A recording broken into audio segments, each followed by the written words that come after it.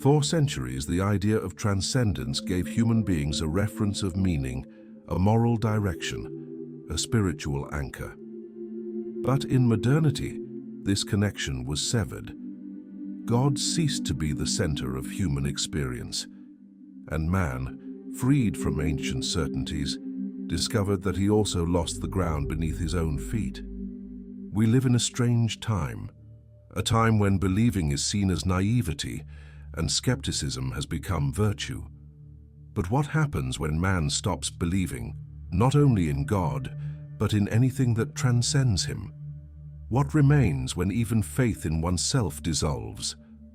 In this video, we're going to dive into one of the deepest wounds of our time, the loss of transcendence. We'll understand how we got here, what this absence provokes in our lives, and how we can reconnect with what still pulses beyond the visible. Because without transcendence, man continues to exist, but gradually ceases to live with meaning. If you feel that life has lost depth, if something in you yearns for more than the everyday offers, this video is for you. Stay until the end, and allow these words to awaken something dormant in your soul. Transcendence has always been the bridge between the finite and the infinite, between the small self that suffers, desires, and dies, and that which transcends it, which remains, which gives meaning. For centuries, this bridge had a name: God, the sacred, the eternal. But modernity dismantled this structure. Science replaced myth, technique replaced ritual, consumption replaced the temple. And the result was not the promised freedom. It was emptiness. Nietzsche called this the death of God. It's not about the literal death of a deity, but the dissolution of all absolute values that gave meaning to existence. By denying the transcendent, man was faced with nihilism, the feeling that nothing has intrinsic value, that everything is relative, temporary, replaceable. And what Nietzsche saw clearly is that this death would not bring immediate liberation but emptiness. A world without transcendence is a world without direction. This is not just a metaphysical crisis, it's a psychological, existential, ethical crisis. Because when man loses transcendence, he also loses the ability to anchor himself in something greater than his own ego. And without this anchor, life fragments. Kierkegaard saw this same emptiness under another light, as spiritual despair. For him, modern man lost the capacity to relate to the eternal. Despair is the illness of the soul that forgot its divine origin. Kierkegaard said, there are three forms of despair: not knowing you have a self, not wanting to be yourself, and wanting to be someone you're not. All of them are born from the same root, the forgetting of the transcendent. The cure for Kierkegaard is not in reason, but in a leap. The leap of faith, an existential act of surrender to mystery. While Nietzsche invites man to create new values, Kierkegaard calls him to rediscover lost depth. Both, in distinct ways, respond to the same wound, the absence of transcendence. Jung, in turn, understood transcendence as something archetypal. For him, the self, the organizing center of the psyche, is the internal image of the transcendent. It's what connects us to the whole, to the sacred, to meaning. When modern man rejects the transcendent, he's not just denying God, he's denying the self. He's cutting the thread that connects him to his own center. And the ego alone cannot sustain the weight of existence. It needs something greater. Without it, it collapses, or inflates in a compensatory arrogance that hides the internal emptiness. Heidegger describes this crisis as the forgetting of being. Technique and progress transformed the world into something to be used, measured, controlled. Modern man began relating to reality no longer as a mystery, but as a resource. Everything became functional, even life itself. And when being is reduced to utility, the transcendent dissolves. The result is technological nihilism, a man surrounded by instruments, but empty of meaning. Schopenhauer already warned, man is driven by a blind, insatiable will. Without a transcendent principle to domesticate it, this will become tyrannical. Desire finds no rest, and life transforms into an infinite cycle of search without satisfaction. Look around. See modern man running from meeting to meeting, consuming content, accumulating experiences. He's busy, but not present. He's full, but not nourished. Because what he seeks is not in things, it's beyond them. Camus calls this experience the absurd. We live in a silent universe without answers. We seek meaning, but find only indifference.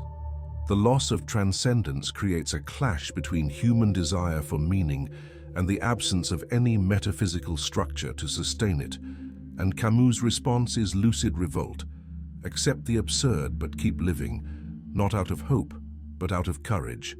But how many have this courage? How many can sustain existence without meaning, without escape, without anesthesia? Most get lost. In addictions, in distractions, in social performances. They trade the sacred for status, mystery for control, inner silence for constant noise. Erich Fromm adds a psychological dimension to this same question. Modern man replaced the transcendental with the material. God was exchanged for the market, the sacred for consumption, the temple for the shopping mall. The search for meaning was converted into a search for stimulus. But the more he tries to fill the void with objects, the more distant man becomes from himself. It's the spiritual alienation of modern society, an existence without roots, guided by promises of immediate satisfaction. See how this manifests. Disposable relationships because nothing is sacred anymore. Purposeless careers because work lost its ritual meaning. Exhausted bodies because even rest was colonized by productivity. Modern man is tired, not physically, spiritually. Tired of not believing, tired of not belonging, tired of carrying alone the weight of an existence without horizon. But there comes a moment when the emptiness screams, a moment when fear, anguish, or boredom become unbearable. Jung called this the dark night of the soul, the moment when all ego structures collapse and the individual faces the abyss. It's a necessary suffering, because only when everything crumbles can we rebuild on deeper foundations. This is the paradox of loss. It can be the beginning of the search. Emptiness can become the portal to the sacred, but for this, courage is needed. Courage to stop, courage to silence, courage to ask, what really matters? Hannah Arendt perceived the ethical consequences of this process. When man stops believing in superior principles, good and evil become relative. Morality loses its transcendent basis and transforms into convention. The banality of evil is born precisely from this emptiness. The inability to think, to judge, and to assume responsibility in the face of what is inhuman. Without transcendence, there is no true ethics. There are only social adjustments, survival strategies, masks of civility. But awakening begins when man stops running, when he looks inside and recognizes, I am empty, and this frightens me. This recognition is the first step, because only those who know they are lost can seek the path. And the way back is not in easy answers. It's in the relearning of seeing. First, we must recover the capacity to contemplate, not consume, contemplate. See a tree not as a resource, but as mystery. See a face not as function, but as depth. Contemplation is the language of the transcendent, and it requires time, silence, presence. Then we must rediscover the symbolic. Jung said that the symbol is the bridge between conscious and unconscious, between human and divine. Myths, dreams, sacred images, all of this reconnects us with something greater. Modernity killed the symbol by transforming it into a sign. But the true symbol cannot be reduced. It points beyond itself. Rediscovering the symbolic is rediscovering the sacred, even outside institutional religions. And there's also the need for creative solitude. Not the loneliness that isolates, but the solitude that brings closer. The moment when the ego quiets and the self can speak. Heidegger said that man needs to dwell poetically in the world. Not dominate, not exploit, dwell. Be present with reverence. This is learned in silence, in nature, in art, in meditation, in deep listening to oneself and others. And finally, we must accept that mystery will not be unraveled. That there's something in existence that escapes control, logic, reason. Accepting this is not giving up, it's maturing. It's understanding that life doesn't need to be fully understood to be fully lived. Faith in this sense is not blind belief, it's trust in the invisible. It's the courage to surrender to what cannot be proven, but can be felt. When an individual reconnects with the transcendent, something changes in the world. Because the soul that found depth no longer lives on the surface. It radiates presence, meaning, authenticity. Jung said that the process of individuation, the path of becoming who you are, has collective impact. Because the more integrated people, the fewer unconscious projections. Less fanaticism, less violence, less alienation. A society without transcendence is a fragmented society, but a society composed of individuals who rediscovered the sacred within themselves is a society capable of compassion, ethics, beauty. It's not about returning to the religions of the past. It's about creating new forms of connection with the eternal, forms that respect freedom, diversity, doubt. Modern man, therefore, lives a paradox. By killing God, he freed himself from external authority, but became prisoner of his own emptiness. Transcendence dissolved, but nothing solid took its place. The result is a fragmented, skeptical, and tired subject who tries to replace faith with performance and mystery with control. Generalized disbelief became the new dogma.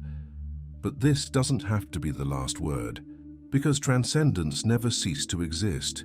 It was merely forgotten, and what was forgotten can be remembered. Jung said, "He who looks outside dreams, he who looks inside awakens." Transcendence is not out there, waiting to be proven. It's here, in the silence between thoughts, in the depth of gaze, in the true connection between two beings. It's the moment you recognize that there's something inside you that's bigger than yourself. Nietzsche, after announcing the death of God, asked, "Are we not too great for this deed?" He knew that killing God is easy. What's difficult is living with the responsibility of this freedom.